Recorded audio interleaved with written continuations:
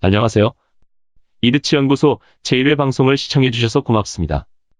본 방송은 2016년 6월 26일 녹음한 팟캐스트 이드치 연구소 음성 파일을 유튜브 방송용으로 변환한 것입니다. 그래서 음성 위주로 진행되고 음악과 동영상이 거의 없습니다. 비록 음성 위주로 진행되지만 사진이나 자막을 넣어 시각적인 아쉬움을 조금이나마 보완하도록 노력하겠습니다. 지금 보시는 방송은 팟캐스트 이드치 연구소 제1회 방송에서 주요 내용만 선별했습니다. 전체 내용을 듣기 원하시는 분은 팟빵이나 팟캐스트에서 팟캐스트 이드치 연구소를 청취해 주시기 바랍니다. 이번 목소리 출연은 이드치 연구소 운영자 지경주, 그리고 타입캐스트가 함께합니다. 잘 부탁드립니다. 팟캐스트 이드치 연구소. 안녕하세요. 이야기 드라마 치료 연구소장 지경주입니다. 이드치 연구소 팟캐스트를 듣고 계신 여러분 감사합니다. 지금 녹음은 2016년 6월 26일 일요일 저녁 8시에 진행하고 있습니다. 저는 1991년 용인정신병원 심리극에 자원봉사자로 참가한 이후 지금까지 계속 심리극과 함께 해왔고, 현재 국립정신건강센터에서 주 1회 심리극 진행과 월 2회 사회극 진행을 맡고 있는 정신보건사회복지사입니다. 저에 대해 좀 더 알고 싶으신 분은 mouserace.net mouserace.net를 방문해 주시고, 연구소에 대해 알고 싶으신 분은 idch.or.kr idch.or.kr 여기를 방문해 주시면 감사하겠습니다.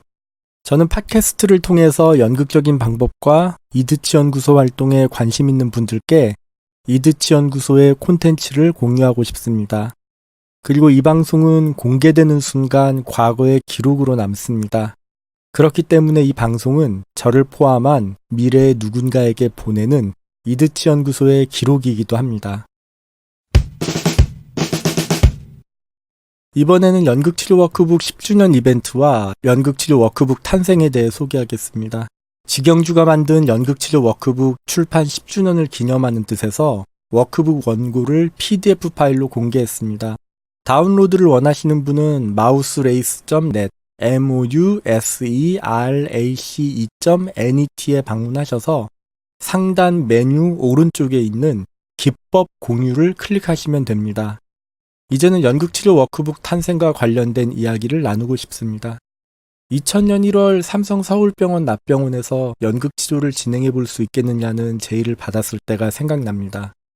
그 당시 저는 연극치료가 무엇인지 잘 몰랐습니다. 한때 아역배우의 경험이 있었고 심리극 경험도 있으니 이러한 경험을 토대로 진행하면 될 것 같았습니다. 담당 사회복지사는 연말 연극공연을 고려한 배우 훈련을 요청했습니다.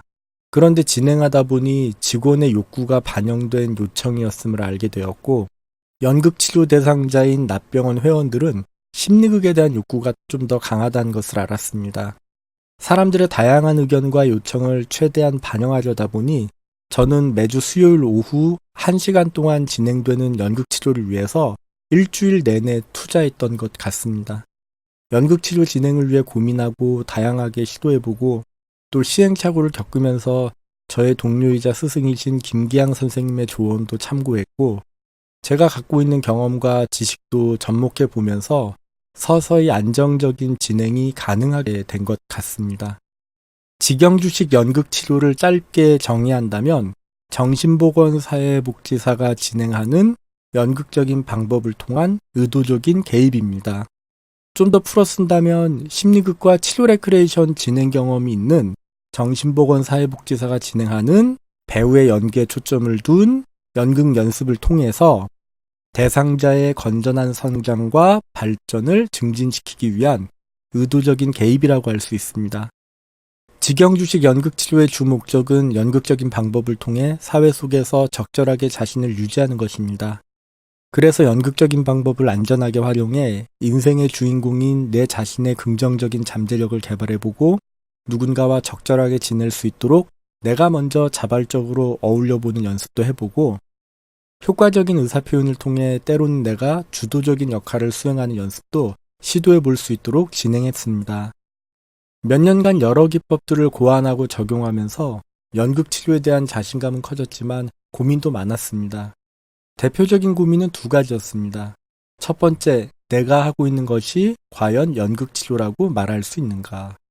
두 번째, 내 능력의 한계로 인해 나를 통해 도움받을 수 있는 대상자가 한정될 수밖에 없다.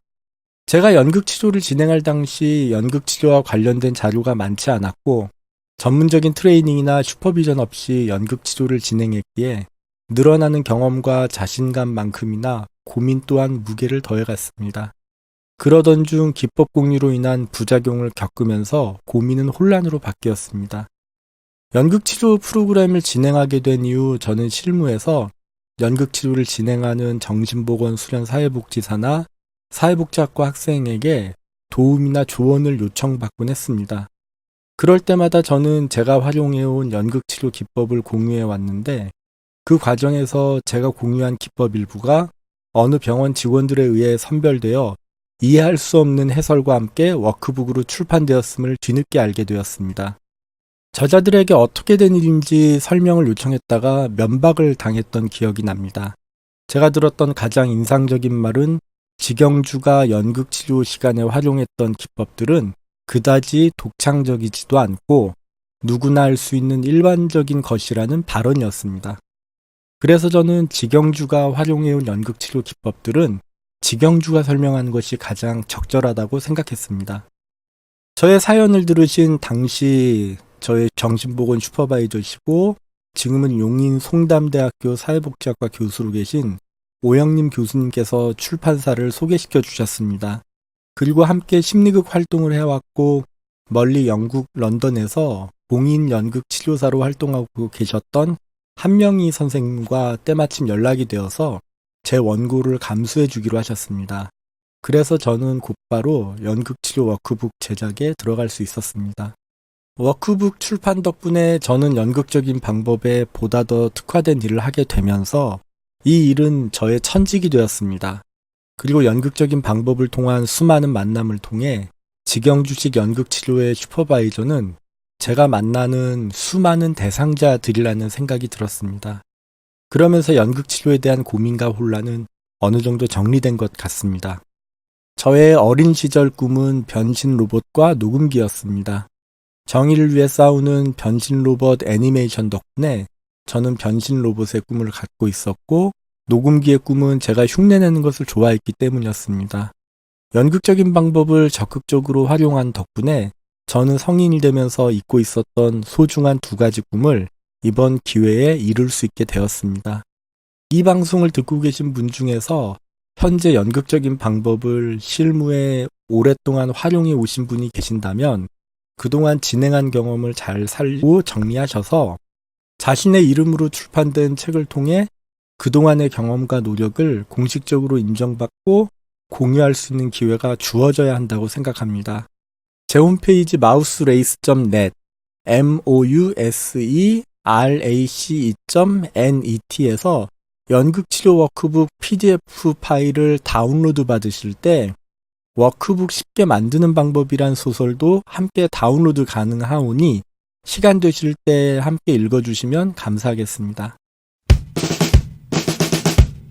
이번에는 제가 한 달에 2번 국립정신건강센터에서 진행하는 사회극에 대해 소개하려고 합니다. 국립정신병원 또 국립서울병원의 명칭이 2016년 3월부터 국립정신건강센터로 바뀌었습니다. 국립정신건강센터에서는 인터넷과 스마트폰 사용으로 어려움을 겪고 계신 분들을 위한 특별한 프로그램을 운영 중입니다. 저는 여기에서 사회극을 진행하고 있습니다. 2002년 어느 고등학교에서 컴퓨터 과몰입으로 낮과 밤이 바뀐 학교 부적응 청소년 대상의 사회심리극을 진행한 이후 저는 컴퓨터와 스마트폰 과다 사용으로 어려움을 겪는 청소년들을 계속 만나왔습니다.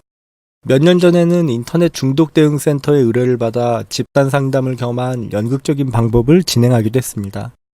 학교에서 진행한 프로그램의 경우 교사들에 의해 선별된 내담자들이다 보니까 이미 학교에서 문제아로 낙인 찍혀 있는 상태였고 그래서 수동적이고 비적극적이며 무관심한 태도를 보여서 왜 스마트폰과 컴퓨터에 몰입하게 되는지에 대한 이유를 탐색해 보거나 대책을 마련하는데 자주 어려움을 겪었습니다.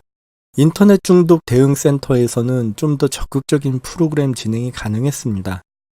하지만 연극적인 방법을 통해 몰입의 이유를 함께 탐색해보고 구체적인 대책을 마련해 연습해보아도 주 1회 2시간씩 만남을 가지고 나서는 내담자들은 또 귀가하고 나서 다시 컴퓨터와 스마트폰을 접하게 되었기 때문에 프로그램을 통한 의미 있는 만남과 결심이 쉽게 무너질 수밖에 없는 상황이었습니다. 내담자들이 중독 상황에서 벗어나기 위해서는 중독 요인과 당사자 간의 물리적인 거리를 둘 그런 환경이 필요한데 제가 만나왔던 내담자들은 환경의 영향을 받을 수밖에 없었고 바람직한 환경을 조성하기에 현실적인 어려움이 많아 보였습니다. 그러던 중 국립정신건강센터 사회극을 진행하게 된 것은 저에게 큰 자극과 도전과 배움의 기회가 되었습니다. 컴퓨터와 스마트폰을 접할 수 없는 안정된 환경에서 14일 동안 입소해 지낸다는 것도 인상적이었고 정신건강의학과 병동 내에서 비약물 위주의 치료가 진행된다는 것만으로도 흥미로웠습니다. 그리고 비약물 위주의 치료 방법 중 하나로 연극적인 방법이 고려되고 제가 그 자리에 동참할 수 있게 되어 기쁘고 감사했습니다. 사회극에 참석한 주인공들은 강제적인 절차가 아닌 가족과의 논의와 합의를 거쳐 14일 동안 입소하기 때문에 문제에 대한 접근이 비교적 원활했고 스스로 생각하는 문제가 무엇인지 좀 더 깊이 탐색해 볼 수도 있었고 지금까지 살아온 자신의 삶과 생각을 되짚어보고 의미 있는 미래를 구상해보는 작업도 가능했습니다. 사회극을 진행하면서 주인공들은 우리를 둘러싼 환경을 살펴보고 스마트폰과 인터넷이 어떻게 우리의 삶에 깊이 개입하게 되었는지 관찰해 보면서 앞으로 어떻게 반복되는 문제를 대처해야 할지 함께 의견을 나누고 연습해 보았습니다. 그리고 자신의 이야기를 좀 더 진지하게 다루고 싶어하는 주인공이 있을 경우 심리극을 진행하기도 했습니다. 제가 만나본 어떤 주인공은 1인 2역을 맡아 자기 자신과 스마트폰이 되어 대화도 나누고 서로의 관계를 좀 더 객관적으로 살펴볼 수 있었습니다.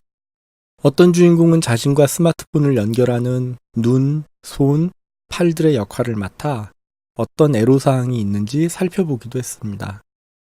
어떤 주인공은 스마트폰에 몰입하게 만드는 특정 스트레스를 의인화해서 함께 이야기 나누어 보았고 그러던 중 부모의 말 한마디가 얼마나 큰 스트레스를 주는지 알게 되었습니다.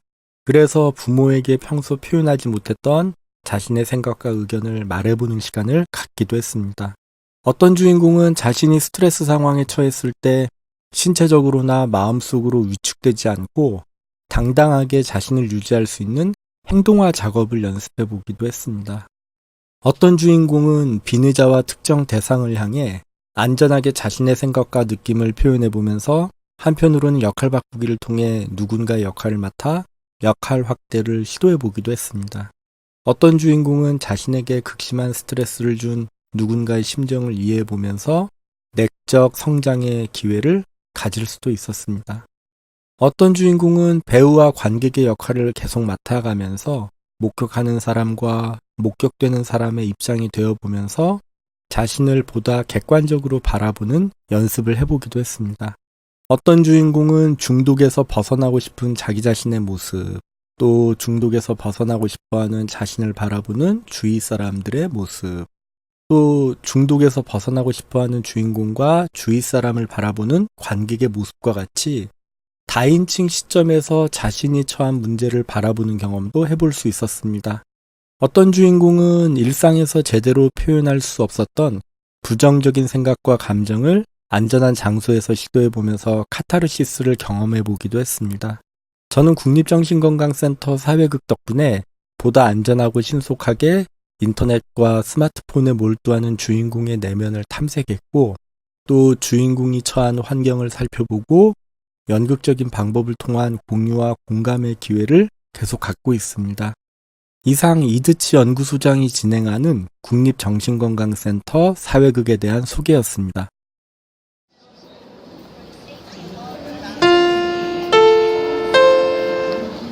이드치 연구소와 함께하고 계신 여러분께 잠시 안내 말씀드립니다.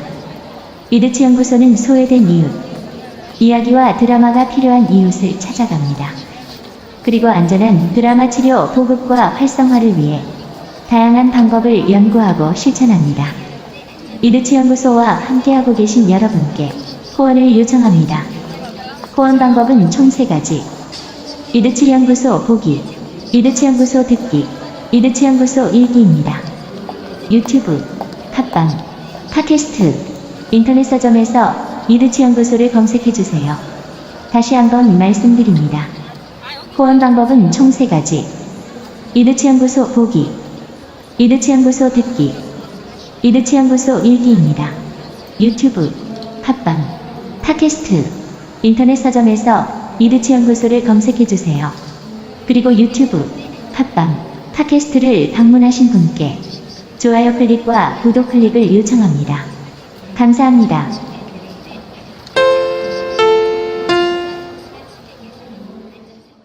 이번에는 심리극의 워킹스루에 대한 제 생각을 공유해보고 싶습니다.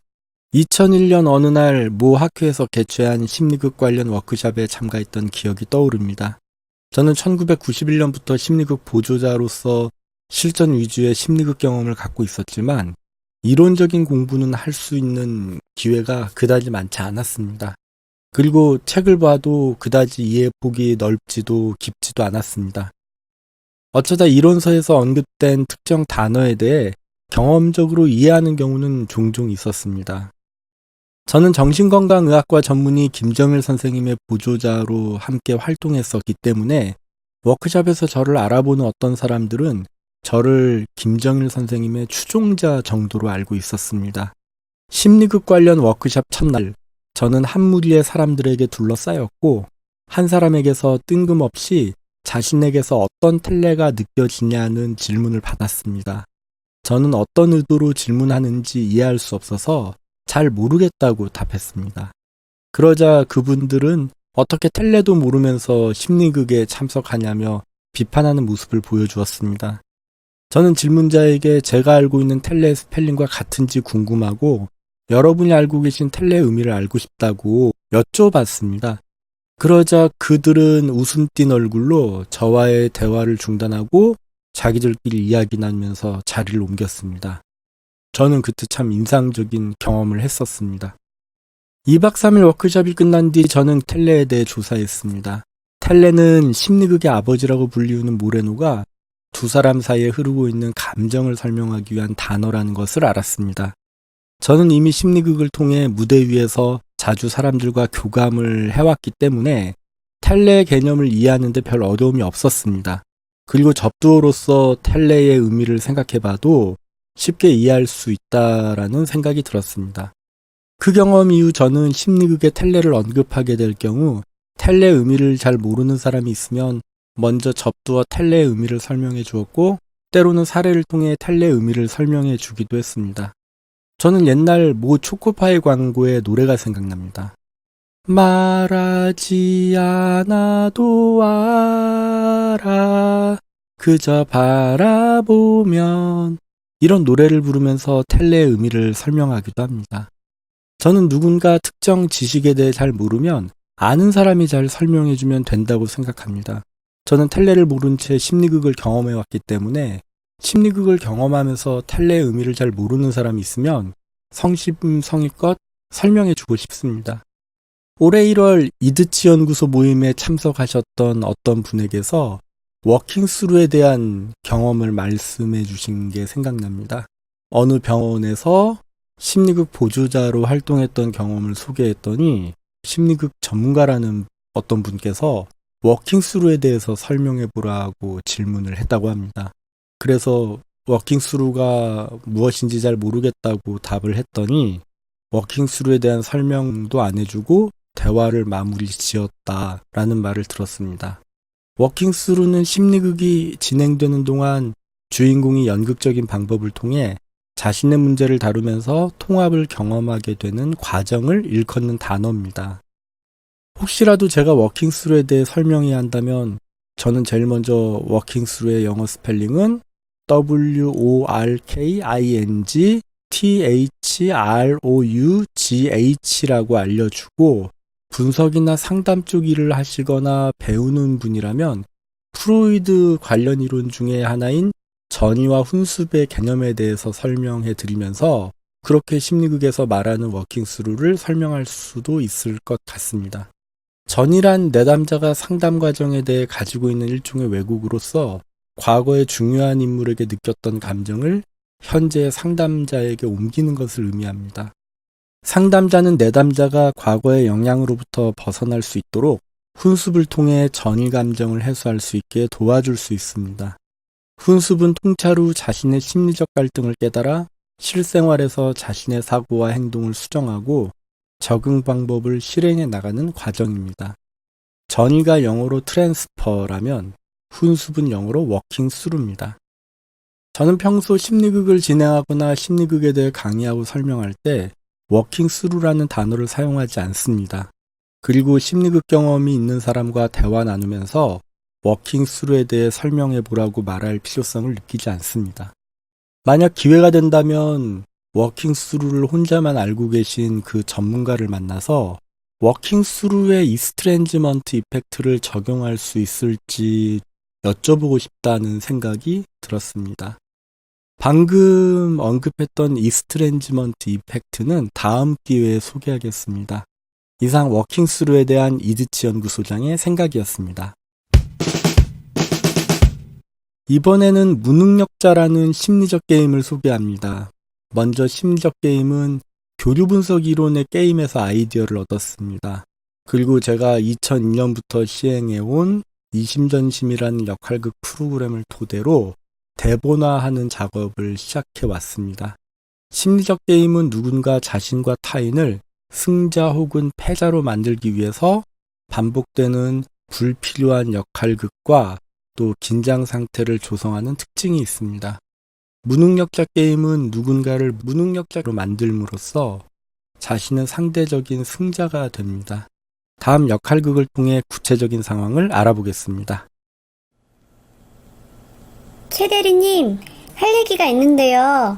지난번에 조언해 주신 거 사실 마음에 좀 걸렸거든요. 과장님께 말씀드렸더니 말도 안 되는 소리 하지 말라고 화를 내시네요. 아, 그래요? 이런... 그럼 과장님 말씀대로 하세요. 네. 저기 윤시아 씨, 이제 입사한 지도 6개월 지났고 업무 파악도 잘하니까 나한테 세세하게 의견을 안 구해도 될 것 같아요. 나는 다른 프로젝트가 있고 윤시아 씨는 저 과장님하고 프로젝트를 하니까 나보다는 과장님과 직접 의논하는 게 더 낫겠네요. 어? 어때요? 그렇지만 최 대리님, 전 아직 신입인데다 모르는 게 너무 많고요. 그리고 직속 선배님이신데 계속 좀 도와주시면 안 될까요? 윤시아 씨는 지금 과장님하고 프로젝트를 함께 하는 거니까 나보다는 과장님한테 맞추는 게 당연하잖아요. 그리고 내 의견은 참고만 하라고 얘기를 했는데 과장님한테 전부 다 말한 거잖아요. 그래도 좋은 대학 나오시고 대학원에서 공부하셨고 저보다 잘 아시잖아요. 후배 도와주는 게 그렇게 부담스러우세요? 어려운 걸 물어보는 것도 아니잖아요. 아니, 내가 말하고 싶은 거는 그 과장님 프로젝트니까 과장님한테 맞추라는 거잖아요. 어차피 나한테 물어봤자 실속도 없는데 굳이 나한테 물어볼 필요가 뭐 있냐는 거지. 대리님은 저보다 더 오래 계셨으니까 과장님에 대해서 저보다 더 잘 알잖아요. 아니, 나는 여러 번 윤시아 씨한테 도움이 못 될 것 같다고 내가 말했어요. 그런데 윤시아 씨가 울면서 너무 힘들다고 도와달라고 해서 그런 건데. 그럼 처음부터 도와주지 말던지요. 왜 도와주셨어요? 왜 저 이상한 사람으로 만드세요? 아니 저기 윤시아 씨, 우리 사람도 많은데 왜 갑자기 울고 그래요? 솔직히 대리님 조언대로 했다가 저 과장님한테 매일 혼났어요. 이거 사실이잖아요. 저는 최 대리님이 좋은 대학 나오시고 공부도 많이 하셨고 후배를 위해서 도와주신다고 믿었기 때문에 과장님한테 계속 혼나도 참았다고요. 아니 뭐야, 그럼 윤시아 씨 업무를 내가 망친다는 거잖아. 이게 말이 되는 소리예요? 왜 갑자기 화를 다 내고 따지세요? 화내고 따져야 할 사람은 저 아닌가요? 저는 최 대리님만 믿고 있다 이렇게 됐잖아요. 그리고 윤시아 씨라고 부르지 마시고 앞으로는 좀 직책에 맞게 불러주셨으면 합니다. 아, 이거 원.